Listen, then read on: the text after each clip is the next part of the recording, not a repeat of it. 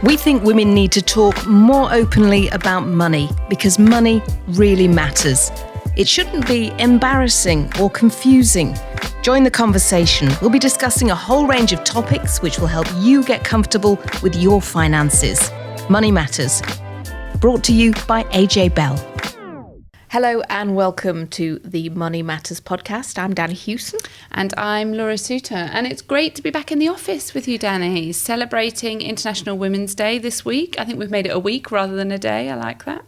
It has, yeah. I mean, the whole thing has been going on a week, and I know that there have been a huge number of events. I've had loads of press releases dropping into the inbox every single day, and there's been a lot of coverage of women's issues, which I think has been really great. But what I'm really excited about is we're recording this the day that we host our first Money Matters in-person event, just a few hours' time, and we can't wait to meet some of our podcast listeners to hear what they have to say, the questions that they have to ask, and you know, what else they want to hear from us.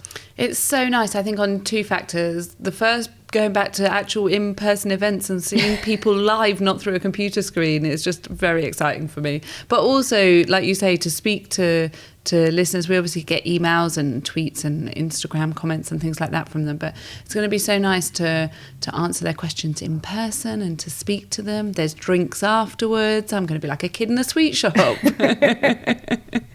It is so nice to be back in the office as well, because this is the first time I've been back since, you know, all the COVID changes happened. And I really miss just being able to have conversations with people that I work with. And the workplace is such an important place for women, for men as well, but it's such an important place to get ideas, to develop relationships. Yeah, 100%. And I think back to the kind of International Women's Day coverage this year, it's been quite positive. I think it's been really uplifting. I think it's been good to see what different companies have been doing. And I found it quite positive seeing all of the companies getting involved this year. I mean, we know that there is still so much to do. We've spoken so many times about the gender investment gap, which really troubles us, doesn't it? Yeah, exactly. And there's so much more to do. And I think we could have spent this special International Women's Day episode talking about all of the problems and all of the things that there are to do. But I think it's nicer to be a bit more uplifting. Look at all of the changes that have happened, all of the changes for the positive. Danni, you and I earlier this week were talking internally to our staff. We were giving a presentation and we were talking about some of the changes for women in the world of work. And I think it really made me realise how much better I have it as a woman who's just come back from maternity leave than I would have done 30, 40, 50 years ago. Yeah, a lot of changes in the workplace. And as you say, you know, there's so much awful news around at the moment, whether it's talking about the cost of living crisis, which I know both you and I are being asked about all the time, but also, you know, just seeing those images from Ukraine. And yeah, we thought that for this International Women's Day episode that we would do something uplifting, take a look at the changes that have happened in workplaces over the last 40 years or so. I had a great chat with Jodie Hill, who's the owner of Thrive Law, an employment law specialist, talking about all the good things, you know, flexible working, hybrid working, maternity pay, flexible parental leave, some of the things that have changed since I went off and had my kids. She talks about what's working and also what can be improved. So before we hear from Jodie, we thought it would be interesting to speak to two women who are at very kind of different ends of their careers. So one of them is Amy Prydding. She is a tech apprentice here at AJ Bell. So she's just starting out in her career. And the next is Dr. Phyl Hughes. So she set up her own business, the Hughes Corporate Psychology, a consultancy, and more than a decade ago after a career in academia. But she was also involved in setting up the Cranfield University Female FTSE Index. So we started by chatting about some of the changes that they've seen. So I thought it would be interesting to start with what the main challenges were when you entered the world of work. So Amy, why don't we start with you first, as you've more recently entered the world of work? What were kind of the big challenges that you felt like you faced, particularly, I guess, as a woman or through that lens as a woman when you first started working? Yeah, so I think that the biggest challenge that I did probably face was confidence and my self-belief in what I was capable of. Coming straight from sixth form, doing my A levels straight into the workplace. It was quite daunting, especially everybody's, kind of been there for quite a while, knew what they were doing. And I came in to the technology department knowing pretty much nothing. I was a clean slate. And having that confidence, self belief that I could actually, make a difference, get involved, share my ideas, it was quite a big thing for me. I think making mistakes as well was something I was always really scared of doing. I didn't want to mess anything up or let anybody down. And I think it was 2 weeks into my first, when I first joined AJ Bell, and I messed something up really awfully. Like I was messing around with something on a system and completely just messed it up. And I was in tears, crying. I thought, this is the end. I'm going to lose my job. And it was all fine. And I went and spoke to somebody and they were completely fine with it. But it was that mistake that I made that made me more confident, funny enough. It made me, kind of learn that making mistakes helped my learning process. And it definitely sparked a lot more confidence in me. I began speaking up more in meetings. It was always very difficult at first because you think you want your opinion to be shared, but you're always under the impression that people know more than you doubt yourself a lot more. So, but just sharing it, you never know until you give it a go. And it's definitely something that I've had to overcome and definitely progress in. That's so interesting. And Phil, does any of that resonate with you, or did you kind of have different challenges, I guess, and concerns when you first entered work? I think ultimately it's the same route, which is confidence. Because I went in at a senior level in management academe, just because of the subject that I was looking at, which was strategy. So I was surrounded by real power rangers in the male academics and the people that we were researching alongside, senior executives. So there were all these male kind of power rangers around, and it was so difficult to be around them. I was often the only young person in the room, usually the only woman in the room. No benchmark in terms of what good looks like, what I should be saying. So I suffered chronically with imposter syndrome. Should I be here? I'm waiting for someone to knock on my door and politely ask me to leave the room because it's been a dreadful mistake that you're here. And that was, I struggled with that for a long, long time. And to find one's voice was literally very difficult in a profession where you're either presenting at a conference or delivering in the classroom. What you're using is your voice, and you're trying to generate your own personal brand in amongst all these seemingly very powerful, very confident individuals. But guess what? They suffered imposter syndrome too. I think that's probably something that we all resonate with and we've all felt at some point and probably still struggle with. I think what's interesting is both of you have gone into quite very male-dominated industries.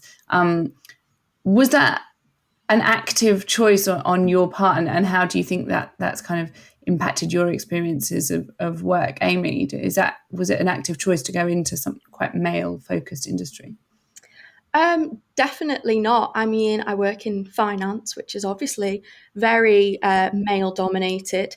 And not only that, I work in the technology department of a financial company. Again, I am the minority in both of those instances. And for me, that decision to go into technology, it was never something, when you're little and you think, what do I want to be when I'm older? Technology was never anything I'd ever considered. And it only just so happened that I wanted to go into a degree apprenticeship. I didn't want to go into full-time university, didn't feel like it was for me. And a lot of the degree apprenticeships I was looking at were all technology-based. It was all this same sort of skill. And I was always very nervous and, not very keen on looking at technology. I didn't think it was ever something I could do or be able to, bring my skills with. So I always avoided it, and I went for this job, my degree apprenticeship, and I ended up being successful. And I have learned so much from it. And my university, my next term, I'm actually specialising in coding, which is never something that I thought I would be able to do. And again, it is very male orientated. I think the amount of males that I do work with, I've come from an all girls school my whole life to a very male dominated environment. It's very difficult, but it just makes me more motivated to prove myself and work harder, really, to show that I can do that. And I'm really proud of myself, how far I've come in the industry. Phyl, was that the same for you? Was it kind of an accidental move into a male-dominated world, or was it a target that you set yourself to go into a more male-focused industry and kind of break through there? It certainly wasn't the latter. I began in psychology, and it was a very female-dominated subject area and profession. And then when I started to specialise more in occupational psychology, it was a case of, well, where have all the women gone? And literally the balance changed overnight. And it went from male dominated to male dominated in literally 20%. And then because I was interested in organisational psychology, and this is where there was a deliberate choice on my part, I would look and think, where is the power? Where is the influence? Where is the voice? And that is at the top. And so that's where I want to be. I want to be in that space. Who speaks to those people? Strategists, right? That's what I want to do. And so by the time I got there, well, Laura, when I was first going in there, which we're talking about 1995, there was no choice. It was all male dominated. It didn't occur to me that it would be any different. Isn't that sad? But it did not occur to me. And so what have you seen change over that time, over the time since you started out? I guess we could look at the positives and the negatives. What have you seen change for the benefit, and what still has so much to change? I think the change for the benefit is that it is exactly not like that anymore. And hearing Amy's, lack of expectation that would be the case, it is wonderful. I think that there has been a normalization of a validation, of a recognition, let's say, of the debate around women in work. It has become recognized and measured. And when you get a measurement alongside something like the gender pay gap, it really is recognized, and you know that then. And so I think the recognition has made a huge amount of difference. And I think culturally what has changed, and I think this is so much better for your generation, Amy, is that this whole kind of having it all, women having it all, having to do it all debate has kind of really, really calmed down. We're not saddling our girls with that anymore. And I think, well, far less so. And I think that has changed hugely for the positive, hugely. So I feel very, very hopeful about the future, very hopeful. And Amy, do you share that same optimism, I guess, for the progress that's been made and that will continue to be made? Yeah, definitely. I mean, for me, to get this opportunity so far, working in technology, I guess that wasn't something, my mum even sort of even looked at when she was my age. So I think we've definitely come a long way, and I think it can only go further. Having, us talking like this is, shows the steps that we have sort of made so far. And I think it's only going to get better, really. And do you have any kind of concerns or worries about progressing in your career as a woman, particularly in a male-dominated industry? Are there things that concern you that maybe wouldn't concern your male colleagues, or do you think it's on a much more kind of even keel now? I think obviously things that I want to go and have a family. I do want to go and start my own family. That could possibly hold me back. That's what I do worry about. I do want that whole picket fence, little ones running around. And does that mean that my career will have to come to a standstill at some point? Will I not get as further up the ladder than my male counterparts? Then, that's something that I'll have to come and face when the time comes to it. I mean, it's not as much of a worry to them. I know that males are becoming a lot more involved when it comes to family, taking more time out with them. But at the same time, it is still quite a big concern to me that I won't be able to progress as far. I won't get higher up that ladder to the leadership roles that I want to try and achieve. Yeah, and I think you're right in saying that men are more involved in that family side, and there's things like shared parental leave out there now, but they are still vastly underused, and the take up of them is still really low. So whilst there's the availability of stuff to help fix some of the problems that you talk about there, the take up of it is actually still pretty low, and too low to make a dramatic difference, I would say. But Phyl, are they some of the concerns that maybe similar concerns that you had when you were starting out in your career? Yes and no. I think that Amy's right to be concerned about a career break, because I think organisations have just not nailed it, and society hasn't nailed it. And we've been working on this for decades and decades, and still it's problematic. And I think that organisations don't do well at preserving talent such as Amy, to make sure that she doesn't have to take a step back, and she isn't worried about that. And that equally it is shared across all employees. It doesn't matter about the gender. It doesn't matter who has had the child. So I think we haven't nailed that, and that remains a concern. You see, for me in my career, I'm very lucky. Because I have choice, I have freedom of choice. I don't feel concerned for me. I have a great concern for the generation that follows. I have a great concern to making things better for those women. And I think, Amy, you're right to be concerned about that, because I don't think it's covered off. And I think you have to be smart about how you do that, and don't let it stop you. I think there are also some perennials that are still around for women that are going to hold them back in their careers, because society is taking so long to change. And I think those things are going to hold women back. The society is still very structured around a male orientation. It simply is in Western society.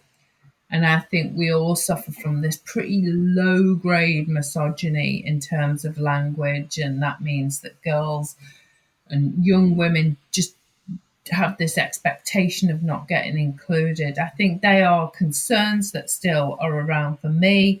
I think that the short term, the medium term, the longer term all present challenges, but I think they present opportunities for women as well. I really do think that it's about being smart to those opportunities, seeing them a long enough way out, and positioning yourself well to take advantage of them. And I guess a good place to finish is to talk about what one change would you make that you think would make a dramatic impact to women in the world of work. So, I mean, obviously putting you on the spot slightly, solving a lot of problems in one fell swoop. But Amy, what one big change do you think would make a big impact to your career or to your friends' careers and progression in them? I think a lot of issues with women getting involved into technology is sort of the stigma attached. I think it becomes at a very young age this systemic issue of, it's always sort of the nerdy, unattractive women that kind of get involved in my industry. And it's stuff that you watch in movies growing up. It's embedded in the society around us, this idea that women aren't really going into the technology industry. They're more in caring roles or other sort of things like that. And I think it's about changing people's perceptions, really, of, you know, what women can accomplish in technology. It isn't just nerdy, geeky stuff. It's exciting, it's innovative, it's everything. And I think it's going back really to a younger age. And if I'd have known when I was younger the opportunities out there, I would have considered technology straight away. But it just wasn't an option for me. I'd never dreamt of it at all. So I'd say it's definitely going back and changing society's perception. Phyl, how about you? What one change would you make if you had a magic wand? Oosh, oosh, magic wand. What would happen? It would happen like this. Instead of organizations are managed and led and run and monitored and controlled, and it looks like a male model. A male, it's very much around a male psychology, right? And we look for a female-shaped hole to slot into that. I would love to do it the other way around. I would say, let's have a non-gendered way of running and leading organizations, and everybody slots in. I think that is a big magic wand because it's a huge change, but that's what I would like to see. Thank you so much, both of you, for sharing your experiences. It's been so interesting to kind of compare and contrast. Really appreciate it. Thanks a lot. Thank you. Thank you. I found that conversation between Phyl and Amy really fascinating, and I just think sometimes about some of the conversations you and I have, because I'm obviously a little bit older than you. Not much older. Not much older. But it was good to hear how much has changed, but also interesting how much has actually stayed the same. And, you know, we know work is actually a huge part of the investment equation as well, because, you know, the main reason a lot of women say that they don't invest is because they don't have the disposable income to do that. And, you know, as prices keep rising, I know that I'm certainly having to keep a close eye on my incomings and outgoings. Yeah, and we've talked about this before, how career breaks are such a big impact on women's finances. Things like not thinking about pensions and contributing to pensions while they're off on maternity leave, or going back to work part-time and earning less. So the world of work really plays into that investment gender gap. And, you know, over the last 40 years, there's been a big shift. I haven't been in the workplace for 40 years, but certainly in the sort of 25 or so years that I've been in the workplace, I've noticed it, how women are treated in the workplace. And as you say, the other day, we had this fantastic discussion internally about all the things which affect women at work, you know, from having children to going through the menopause, from how to position yourself for promotion to how to ask for a pay rise. And I think that was a really interesting one, and we're definitely going to have a look at that for a future pod episode. But right now I had a chat with Jodie Hill from Thrive Law about how the law has changed when it comes to women in the workplace. We've been talking about the gender investment gap and the things that get in the way of women earning the same as men, investing the same as men, being able to push ahead with their careers in the same way that men can. But a lot has changed, particularly over the last 10, 20 years. What do you think has been the biggest advance which has helped women really sort of fight their way in the workplace? So I think to even have a positive from the lockdowns, I think the lockdowns and the forced home working and more flexible working has certainly given working women a better opportunity, because it showed employers that actually it works. I think a lot of employers were saying, well, that's just not what we do. It's not how our business works. And now we're seeing a huge shift on a more permanent basis towards hybrid and home working. And even if they're not shifting the whole workplace, we're finding that employers are being more amenable to the fact that this is a way of working that does work for women. So we're finding actually a lot more women are applying for flexible working and having that granted, which I think is really positive, because it means they can balance a career with childcare. Do you know, I renewed my insurance just yesterday, and the woman I was talking to on the phone, she was in exactly that place. She used to only do 2 days a week. That's all she could do. And one of them was a Saturday. And now, because she's able to work from home, she's doing 4 days. So it means at a time when, you know, prices are really eating into everybody's budgets, she's able to earn just that little bit more. And also it means they can progress their careers. It's not just about the now, it's the long term as well. You know, lots of women feel like they have to choose between having a family and working because their career path doesn't facilitate that flexibility. So, you know, employers that can support women in that way are not only getting obviously amazing talent, because they're now they've got that, you know, that example there is perfect in that you've got someone who's probably amazing on those 2 days, but that's all she could physically do. Now you've got double the output from her, and she's probably happier because she feels like she's contributing, you know, because sometimes women don't just want to be sat at home, you know. It has been a brilliant change, but of course, with the big push back to the office, there will be people who have found that it's really worked for them, want to continue doing it.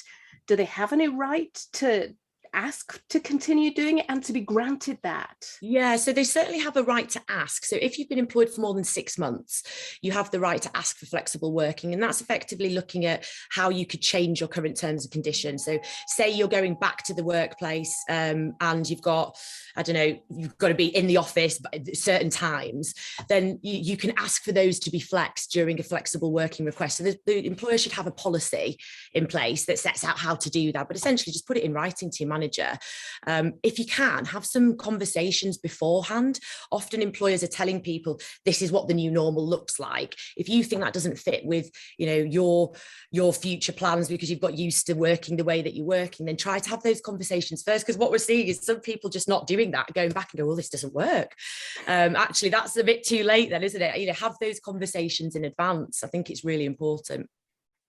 You spoke earlier about choices that many women have to make when they decide they want to have a family and they take a career break, and maybe then they only go back part-time. But it's not that long ago when having a baby might have meant that a woman could have lost her job. Yeah. And to be honest, we still see that women do lose their jobs because they're having a baby. You know, one of the things I specialise in, and unfortunately, is discrimination because of pregnancy and maternity. And we see that women tend to be made redundant, and even though the law is there to protect them, and you know there is that that layer of protection from a discrimination perspective, the reality is it doesn't stop employers from doing that. And so we still unfortunately see some of that, but we are seeing a lot more employers being mindful about how can we actually support this woman, what can we do to create an environment that she feels she can come back to. And it's something that we've been doing a lot of. I mentioned to you before we started recording that I've got 2 ladies on maternity leave at the moment, and one of the things that first-hand experience, you know, I've only had my firm for just under 4 years, and so we've got 2 of our lawyers off, and the way that we've got their feedback in terms of how can we support you best. We've got a coach for them during pregnancy, maternity, and when they come back. We've got lots of different things happening on their kit days so that they've got that control and that involvement. Because what we find is a lot of women feel like they're left behind, they're forgotten for a year. They lose their confidence, and when they do come back to the workplace, it's often, well, you don't need to come to that networking event because you've got kids now. And it's, you know, that kind of attitude is I think is shifting now because of this flexibility as well, which is really good. And it's not, of course, just maternity when women need support. And I know you do a lot of work with mental health, and menopause can play a huge part in that. And it's only just now really that employers, employees, and just people generally are talking about it. That's right. I mean, there are some employers who already have things like menopause policies, explaining some of the terminology, doing some awareness training for all staff, not just for women, for all staff, understanding, you know, what those symptoms could look like. And what we've seen from a lot of women who've reported menopause symptoms is that actually some of it's physical and some of it's mental. And so, you know, that combination, it can exacerbate existing conditions. It can, you know, make the environment that they're working in quite unbearable. So having that education piece, I think, has been great over the past year or so. We've seen loads of organisations really stepping up. And I think, you know, understanding that like menopause could be a disability as well. So it means it could be protected from that perspective, as well as the fact that it could be because of age discrimination, and it could also be because they're a woman. So they've got 3 layers of protection. And I think that education and awareness piece around this particular issue is so important, not just for the women involved, but also for everyone in the workplace, because it affects everybody. And do you think the fact that there's a tight labour market at the moment is making employers realise what a valuable asset either women who have been on maternity leave and maybe only come back one day, or maybe are still waiting to come back, women at the other end when they're thinking about retirement, or they're thinking about taking time off or leaving the workplace because of menopause? Do you think that tight labour market is making employers go, hang on a second, what can we do? Yeah, certainly, it certainly is. And we're seeing as well a massive shift generally with like diversity, inclusion, mental health. What people are actually looking for in the workplace is different. It's not just a salary anymore. They want that flexibility. They want the culture.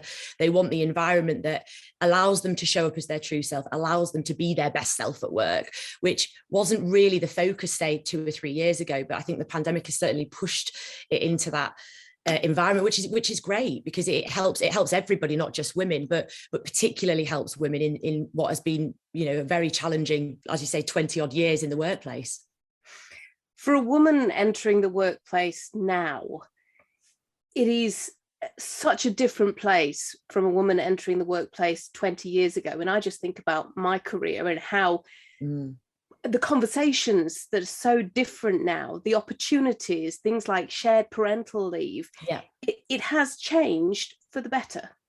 Absolutely. And the fact that you've got things like shared parental leave, more awareness around things like menopause, support with pregnancy, that is much more commonplace, and more employers that share best practice, more women that talk about how employers have done good things. I think that actually helps, because often, often people will go, oh, you're a feminist, it's this, it's that. When the reality is we want equality for all, and we want women to be have that equal footing when they're in the workplace. And the reality is that doesn't always happen. So these things help us get that shift in the right direction.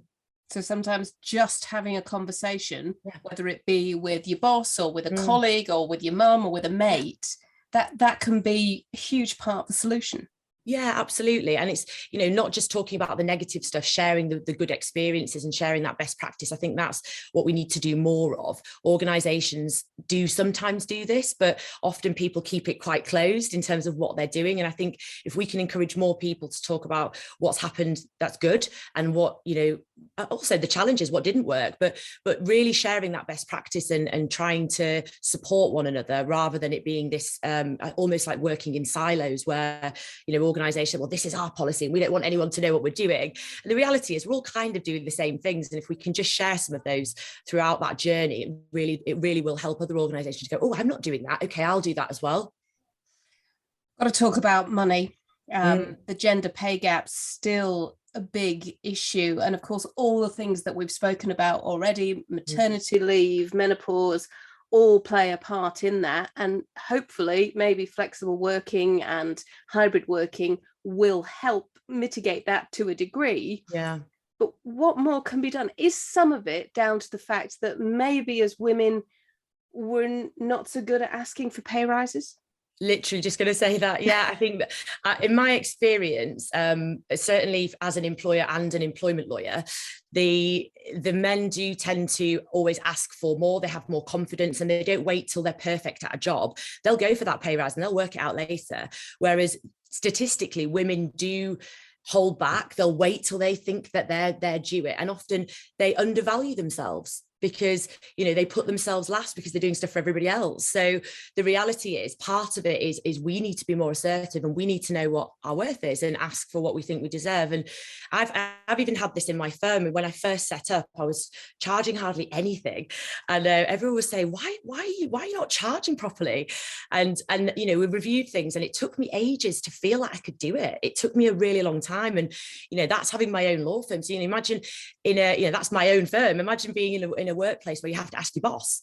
It's a scary concept, right? So I am my boss. I'm telling myself what to charge, and I still couldn't do it. So it's the reality is we've all got that in us somewhere, and it's to different degrees. But yeah, I think sometimes it is that confidence piece, and it's knowing what we're worth, and almost getting to grips with the fact that some of us have a bit of imposter syndrome, and that means that we feel we're not worthy of that.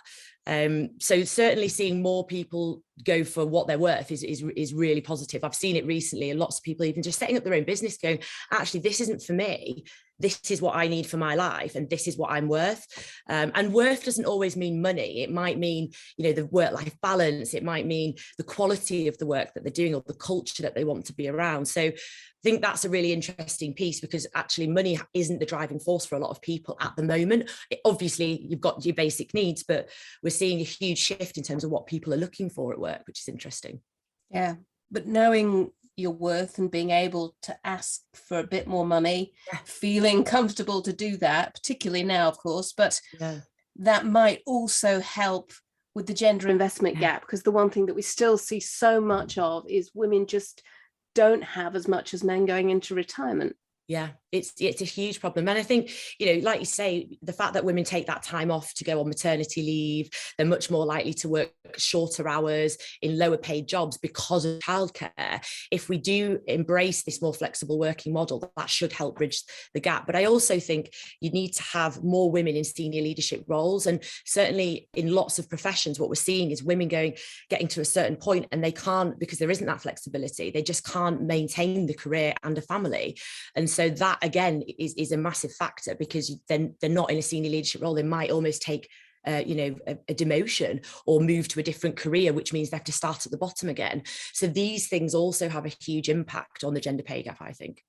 But when we see things like the boss of Co-op Food taking a few months off to help her kids with their exams, that kind of helps us have those conversations. And although there's been a lot of kickback, some people have been quite negative, some people have been really positive, some people have said, well, there's no way that we could ever get that. But just seeing those changes happen makes the change sometimes. Yeah, having role models who are doing this, having people that you can look up to, because, if you've just got all white middle-aged men in a company, it's very difficult for a woman to think, actually, if I ask for that, it will be accepted. So even just having women in those leadership roles, but then actually showcasing that they are in a leadership role and they're able to do all these other things. It's showing that they can do both. I think that is so, so important. But also men doing the same thing. We need men to use shared parental leave. We need them to be confident to ask for time off for their kids, because again, there's that huge issue that there's the stigma around, that's the woman's job. Well, it's not. And the reality is, if more men did that, then less women would be feeling compelled to do the work in the way that they're doing it now. So yeah, I think there's a shift. It's not just on women. Jodie, it's been really lovely chatting to you. Thank you so much for your time. Thank you so much. Jodie from Thrive Law, and as I was saying, I've experienced a lot of changes in the last 25 years, just things like statutory maternity pay, because I know that just before I had my first child, the payment period was extended to 26 weeks, now 39 weeks, and I know that you found that for you, those keeping in touch days were really useful, and they weren't around in my time either, so, a lot has moved on. They were useful for a double whammy. One, reminding me how to actually do my job, and two, giving me some money in that lean time towards the end of your maternity leave where you're not getting any pay. But this year's International Women's Day theme was breaking the bias, and I think there's been lots of positive changes. Gender pay reporting was one of them, but there's clearly lots more to do. We also had a competition linked in with International Women's Day, social media competition. Yeah, it was great. So yeah, big shout out to anyone who nominated an inspirational woman as part of that. And if you're not following us on Instagram, then definitely go take a look, give us a follow. Just search for AJ Bell Money Matters and you will find us. You can also sign up to the newsletter via the Money Matters homepage. And that means that you'll get notified of the next time we have a live event like we're doing this evening, or when articles go live, or when the next podcast episode drops. And we'll definitely listen to all the questions that are asked at the live event tonight, because they do sort of inspire us to take on certain things for our next podcast episode. We are going to be looking at the tax year end next time, making sure that you've made the most of, all of those investment allowances, and also, with the volatility that's around at the moment and inflation, just planning what to do for the next year, because, inflation's a huge issue right now, isn't it? And we also have the Chancellor's Spring Statement. We do, yep. So that's coming up in a couple of weeks' time. So we're going to be picking apart all of the key points, anything that comes out of that might be relevant to everyone, but particularly relevant to women, where they're investing or, like you say, trying to get through that cost of living crunch. And as always, do get in touch.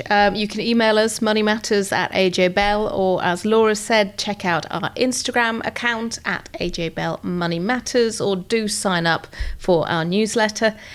Happy International Women's Day. Thank you, and thanks to everyone for listening. Before you go, please remember this podcast is for educational purposes, and the views expressed don't necessarily reflect those of AJ Bell. The podcast isn't telling you whether certain investments are suitable or not. And don't forget that the value of investments can change, and you can lose money as well as make it. It's also important to remember that tax rules apply, and that the way an investment performed in the past may not be the same as how it behaves in the future. If you want help, go see a qualified financial advisor.